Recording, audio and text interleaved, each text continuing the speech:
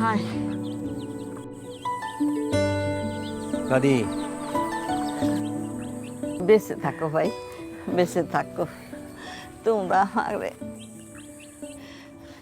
ঈদের দিন তোরা সালামি করলি, তোকে আমি কোনো টাকা পয়সা কিচ্ছু দিতে পারলাম না। কিচ্ছু নাই আমার কাছে টাকা পয়সা।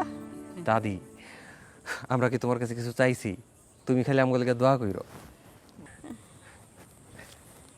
দাদি, এই টাকাটা তুমি রাখো।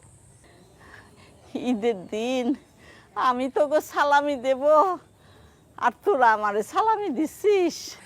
দাদি, এটা সালামি না, এটা তোমার টাকাই। আমার টাকা মানে? বাংলাদেশ সরকার তোমার মতো যারা 65 বছরের উপরে বৃদ্ধ বৃদ্ধা আছেন তাদের কথা চিন্তা করে প্রতি 3 মাস পর পর 1500 টাকা করে বয়স্ক ভাতার ব্যবস্থা করছে। এটা ওই টাকা। আলহামদুলিল্লাহ। দাদি, এখন তো তোমার কাছে টাকা আছে, তুমি চাইলে এখন সালামি দিতে পারো। দিতে পারি।